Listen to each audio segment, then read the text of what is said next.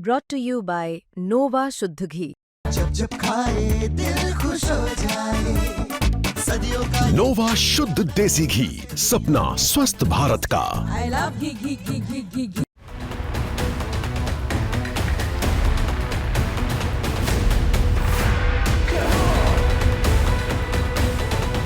जब ताकत बोलती है तो दुनिया सुनती है। भारत ने एक बार फिर वही साबित कर दिखाया। आज की रिपोर्ट उस खबर पर है जिसने पूरे दक्षिण एशिया का ध्यान अपनी ओर खींच लिया। बात बांग्लादेश की, जहां भारत विरोधी गतिविधियों को लेकर बढ़ रहे तनाव के बीच अब ढाका सरकार ने अचानक भारत विरोधी सम्मेलनों और कट्टरपंथी सभाओं पर बैन लगा दिया और इसके पीछे का कारण बना भारत का एक बड़ा सैन्य युद्धाभ्यास, जिसने बांग्लादेश की सरकार को सोचने पर मजबूर कर दिया। पिछले कुछ हफ्तों में खबर आ रही थी कि बांग्लादेश की मौजूदा सरकार, जिसके सलाहकार प्रधानमंत्री मोहम्मद यूनुस हैं, भारत के खिलाफ काम करने वाले कई संगठनों और विदेशी डेलीगेशनों से लगातार मुलाकात कर रहे थे। इनमें चीन, पाकिस्तान और कुछ पश्चिमी संस्थाओं के प्रतिनिधि शामिल थे। ढाका में आयोजित कुछ सभाओं में ग्रेटर बांग्लादेश नामक विवादित नक्शे तक बांटे गए, जिसमें भारत के कुछ हिस्से, विशेषकर पश्चिम बंगाल और असम को बांग्लादेश का हिस्सा दिखाया गया। भारत ने पहले इसे अनदेखा किया, लेकिन जब ऐसे कार्यक्रम लगातार बढ़ने लगे तो भारत ने शांतिपूर्ण लेकिन सशक्त जवाब देने का फैसला किया। भारत ने पूर्वोत्तर सीमांत राज्यों में बांग्लादेश बॉर्डर के बिल्कुल पास एक massive defence exercise war drill की घोषणा की।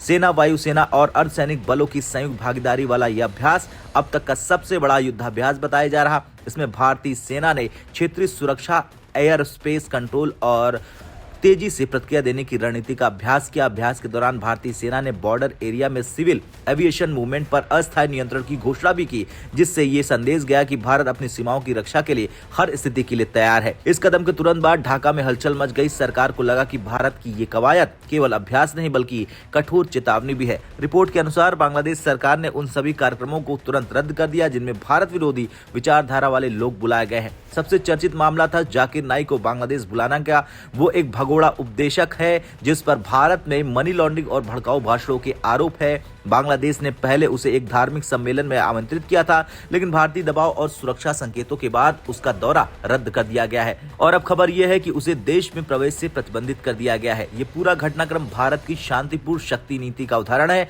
भारत ने न तो किसी पर सीधा हमला किया, न धमकी दी, बस अपनी सैन्य क्षमता और तैयारियों से साफ संकेत दिया कि सीमाओं की सुरक्षा से कोई समझौता नहीं होगा। भारतीय विदेश मंत्रालय के सूत्रों के मुताबिक भारत बांग्लादेश के साथ अच्छे संबंध बनाए रखना चाहता है, लेकिन किसी भी देश से भारत की क्षेत्रीय अखंडता पर सवाल बर्दाश्त नहीं किया जाएगा। भारत का यह कदम केवल बांग्लादेश के लिए नहीं बल्कि पूरे दक्षिण एशिया के लिए एक नीति संदेश है। युद्धाभ्यास और क्षेत्रीय गतिविधियों के बाद बांग्लादेश की सरकार ने भारत के साथ रिश्तों को लेकर सकारात्मक बयान दिया। ढाका ने कहा, भारत और बांग्लादेश के संबंध ऐतिहासिक है। दोनों देश क्षेत्रीय शांति और विकास के लिए प्रतिबद्ध हैं। साथ ही ढाका सरकार ने भारत विरोधी तत्वों को मंच न देने की नीति अपनाने का निर्णय लिया। इस कदम से ढाका ने स्पष्ट कर दिया कि वो भारत के साथ विवाद नहीं, सहयोग का रास्ता चुनना चाहता है।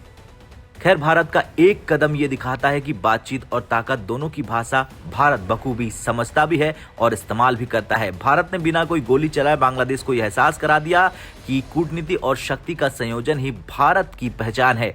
आज भारत ने अपने पड़ोसी को न सिर्फ संदेश दिया बल्कि पूरे क्षेत्र को समझा दिया, जो शांति से रहेगा वही भारत का साथी होगा, वरना उसका हाल बेहाल होगा।